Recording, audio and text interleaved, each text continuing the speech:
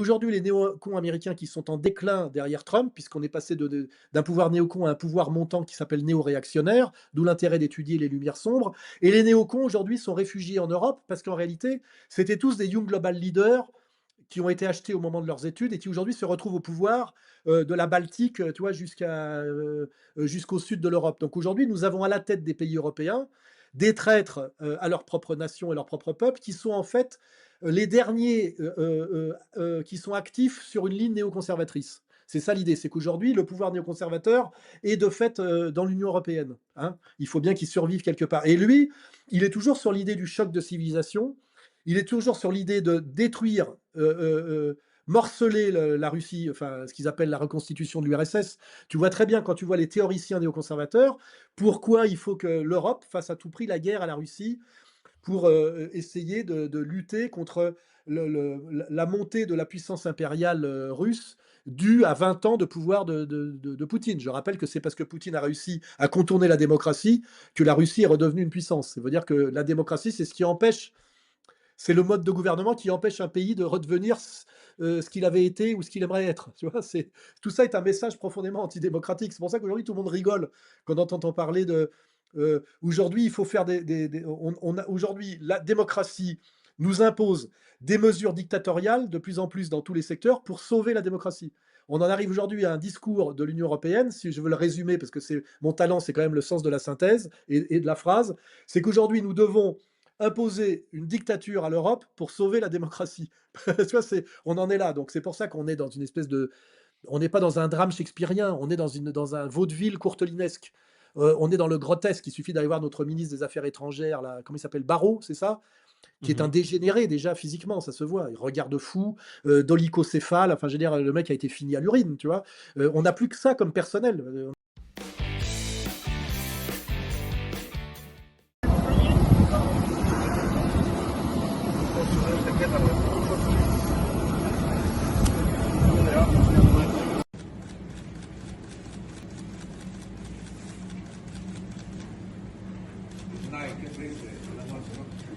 Good night.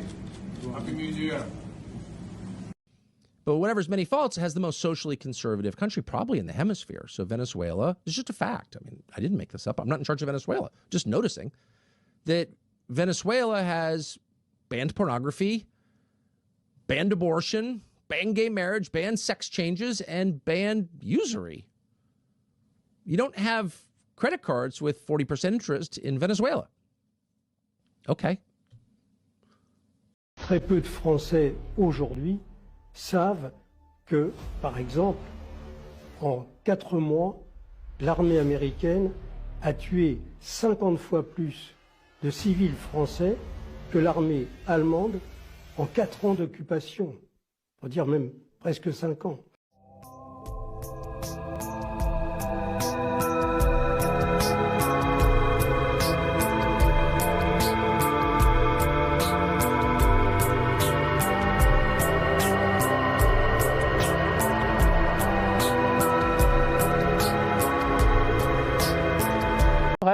Et c'est passé par la haute administration et tous ces énards qui ont voulu faire fortune dans le privé parce qu'ils se sentaient un peu polars à côté de ceux qui gagnaient de l'argent dans le privé, et ils sont passés en quelque sorte à l'ouest.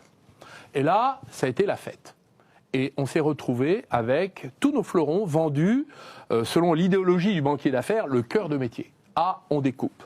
Alors, ils ont découpé en rondelles. Alors, ça a commencé avec la CGE. À la CGE, il y a eu Alcatel d'un côté, Alstom. Alcatel, ça a été Turru qui a dit « La France sans usine, très bien, ben, il a gagné, puisque Alcatel n'existe plus. » De nos jours, la corruption, on l'évalue à 130 milliards d'euros par an. 130 milliards. Est-ce que les partis vous parlent de cette corruption? Est-ce qu'ils demandent des enquêtes? Comment on peut l'évaluer?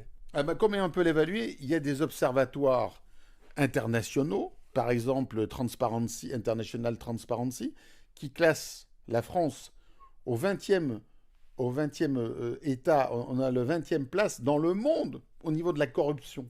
C'est énorme, c'est énorme. On ne vous en parle pas, mais pourquoi? Parce qu'il y a un office central anticorruption qui a remplacé le service qu'avait créé Bérégovoy en 1993 et qui veut sortir un rapport depuis 3-4 ans.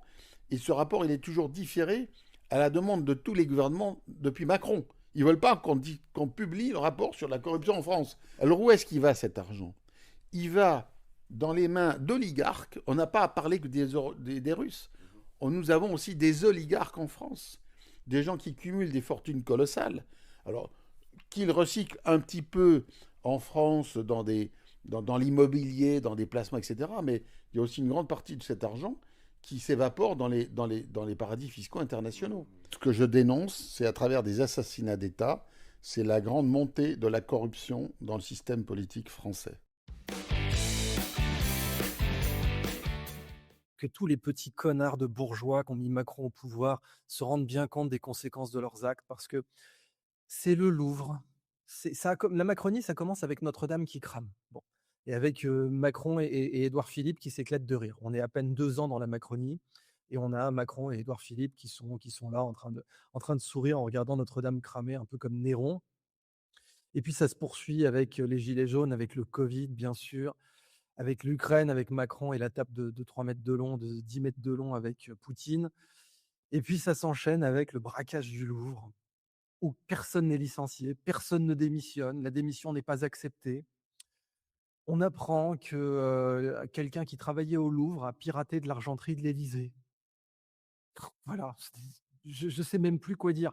Et là, 16 millions de Français ont vu leurs droits fondamentaux violés par une négligence que personne ne va payer, parce que tu peux être absolument sûr que personne ne va payer. En Macronie, les seuls qui payent, c'est les non-macronistes. C'est devenu une secte, le truc. Donc, tous les gens proches du pouvoir, ils paieront jamais la juste part de ce qu'ils devraient payer. Est-ce que Pierre Palmade te semble avoir été sanctionné à hauteur de ce qu'il a fait? Non. Est-ce que le ministre dont il a été évoqué, qu'il était dans les mêmes soirées chemsex que Pierre Palmade, est-ce que son nom a été révélé? Bien sûr que non. La France a été une puissance économique, on s'aperçoit qu'elle a été colbertiste. C'est-à-dire, il y avait bien sûr, il y avait un secteur public, un secteur d'État, que l'État était là pour impulser et entraîner l'économie, et dans toutes les activités où la concurrence pouvait fonctionner, était profitable, il y avait de la concurrence.